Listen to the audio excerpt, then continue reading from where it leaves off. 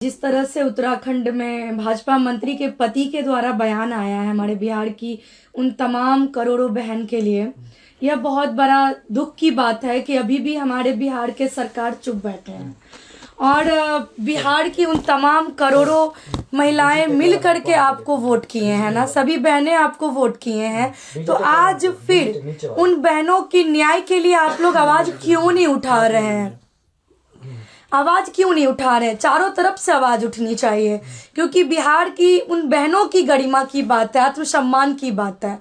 और दूसरी बात की जब हम सभी प्रकरण को देखे बारीकी से, तो मुझे लगा कि पूरे बिहार की महिलाएं अभी सो रही हैं, कहीं ना कहीं ठंड बहुत है, अभी सो रही हैं।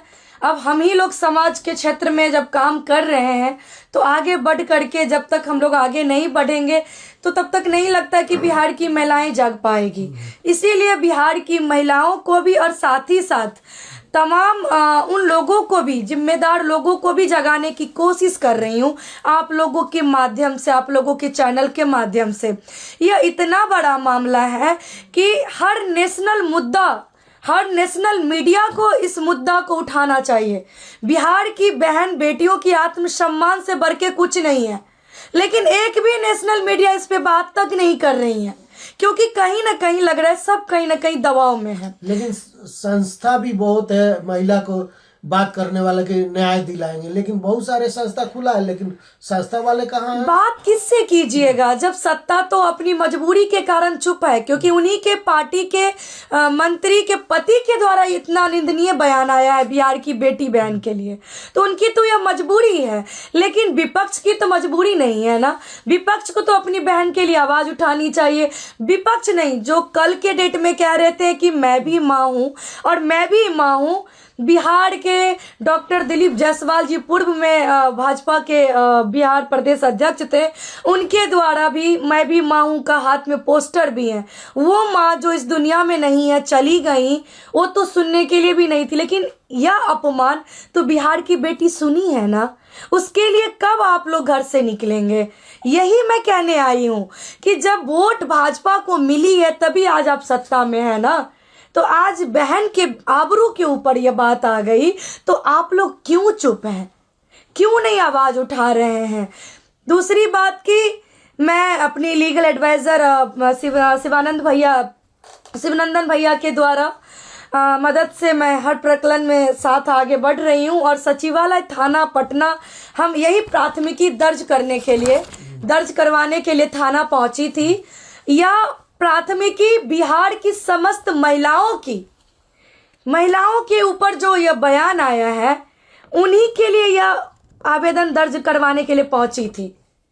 लेकिन दुर्भाग्य है कि बिहार की यह सिस्टम कहे चाहे सत्ता का दबाव कहे, थाना प्रभारी ने आवेदन स्वीकार नहीं किए, यहाँ तक हमारी रिसीविंग भी नहीं लिए। भाई होता है ना कि चलिए अब केस करेंगे कि नहीं करेंगे, एक रिसीविंग दे देते हम लोगों को। आखिर क्यों नहीं केस? यही सवाल तो हमारी है सरकार से कि आप महिला सशक्तिकरण की बात करते हैं, बेटी बचाओ बेटी पढ़ाओ की बात करते हैं, और वही बिहार की बेटियों की आबरू के ऊपर बात आ रही है, तो आप लोग इतने दबाव में दे रहे हैं प्रशासन को कि वो लोग भी अपनी कुर्सी बचाने के लिए यह आवेदन तक हाथ में पकड़ना उचित नहीं समझ रहे हैं। उन्होंने कहा कि मैं अपने वरीय अधिकारी से राय मशवरा कर रहा हूं।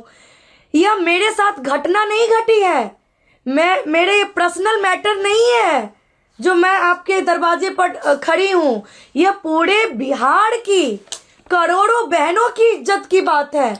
वो प्रशासन जो वर्दी में कुर्सी पे बैठे हैं और जब वर्दी उतार के घर में जाते होंगे तो वो भी एक किसी के पिता होंगे या किसी के भाई होंगे, तो कहीं ना कहीं यह दुर्दशा बिहार का जो यह बना पड़ा है, कहीं ना कहीं यह प्रशासन और शासन की मिली भगत से।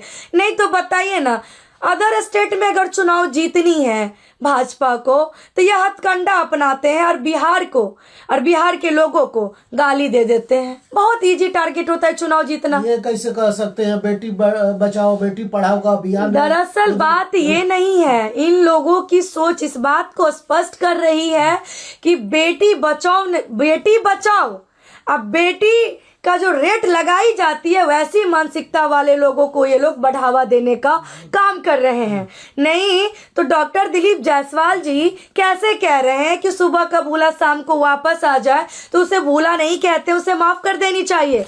तो मेरी यह सवाल है पूर्व प्रदेश अध्यक्ष जी से कि वो आम नागरिक जो प्रधानमंत्री जी की मरी हुई माँ पे टिप्पणी किया, आज वो जेल का हवा खा रहा है, सजा काट रहा है, आखिर उसकी क्या गुनाह थी?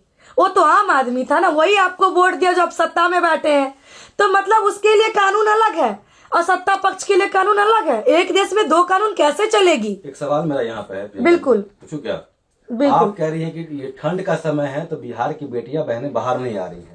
गर्मी के समय में मोदी को माँ को गाली दिया गया था, सारी बहन बेटियां रोड पे लेट कर रही थी प्रदर्शन। ये बताइए। हाँ, तो मैं वही कहना चाहती हूँ भाजपा की उन तमाम बहनों को भी और महिलाओं को भी कि आप लोग जागिए ना। अगर जमीर जिंदा है तो जिंदा दिखना नजर आने चाहिए समाज में। कल तक आपने कहा मैं भी माँ हूँ, मैं भी माँ हूँ, आज वो माँ कहाँ है जो अपनी बेटी के लिए आगे नहीं आ रही है?